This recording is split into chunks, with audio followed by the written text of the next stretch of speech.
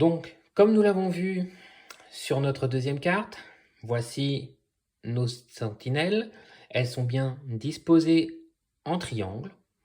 Nous avons, d'après la carte, d'anciens abris et la stèle des fusillés. Effectivement, sur le terrain, nous avons bien 2 bunkers et une stèle. Nous allons donc passer en revue nos 3 sentinelles. En gardant bien dans l'idée de rechercher des caractéristiques sur chacune des sentinelles.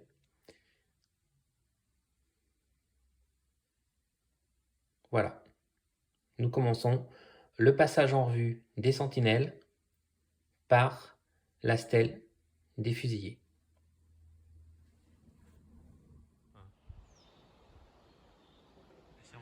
Ouais. Voici l'arrivée par la route sur notre sentinelle la plus importante, celle qui nous pose aussi le plus de problèmes pour tirer nos ficelles.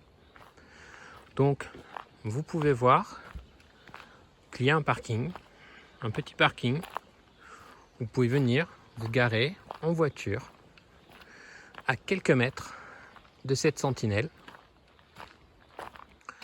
Là vous voyez la forêt qui est autour de cette sentinelle. Cet endroit en fait porte le nom de cette sentinelle. Nous avons vu le panneau qui l'annonce en arrivant au bord de la route nationale. Donc là nous nous approchons de cette sentinelle. Elle a évolué depuis que la chouette a été installée. Parce qu'en fait, droit devant nous, nous avons une stèle. Cette stèle n'existait pas à l'époque où la chouette a été enterrée. Nous avons aussi cette haie, cette dalle.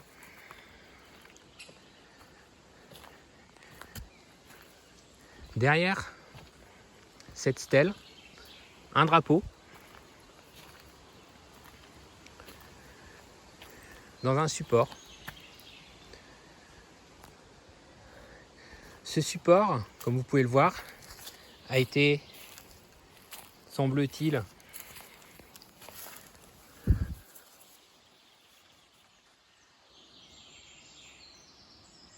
buriné.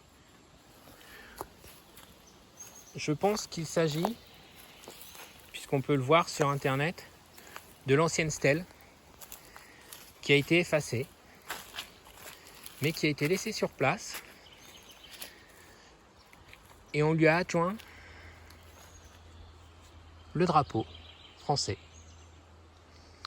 Derrière cette stèle, vous voyez un petit peu plus loin la tombe et un panneau. Ce panneau, stèle des fusillés, qui vous dit qu'à cet endroit, le 14 octobre 1944, furent abattus et enterrés Jean Coupaille, Édouard Morquin, Roger, Charles Thomas, tous 4 membres des réseaux de la résistance locale.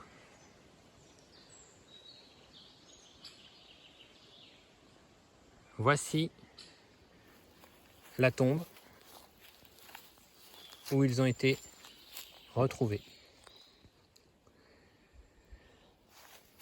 Alors, dans notre résolution, nous avons finalement, depuis cette sentinelle, tiré 2 fois les ficelles. Une première fois depuis l'ancienne stèle,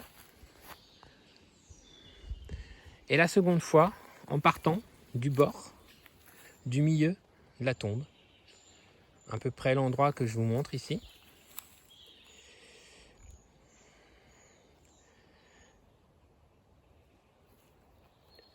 Ces 2 tirages de ficelle en fait, on va lider les deux solutions finalement. Vous allez le voir. Alors, à cause de la petite haie et de toute la verdure,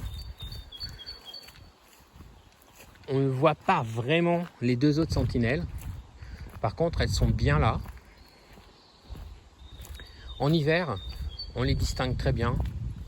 On les remarque très facilement. Là, je suis passé de l'autre côté de la haie. Nous avons donc notre stèle qui est là. Et en fait, dans cette direction, tout au fond, là où c'est un peu plus clair, nous avons un bunker. Et dans cette autre direction, au fond, où il y a une petite butte, nous avons le second bunker. Voilà.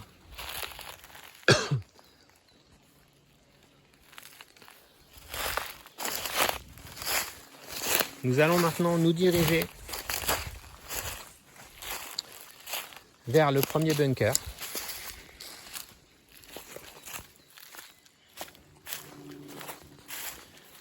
Et comme nous l'a demandé Max, comme nous l'a conseillé Max, le passer en revue.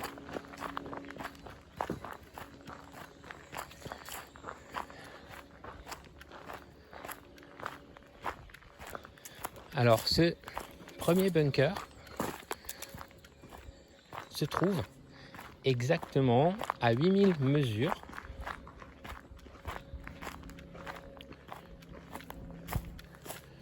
de notre flèche.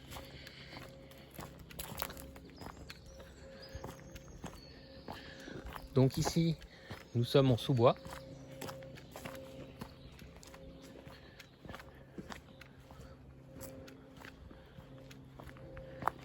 Il y a un peu d'herbe, il y a de l'herbe. Pas beaucoup forcément, ce n'est pas un champ. Nous avons des feuilles et de l'herbe.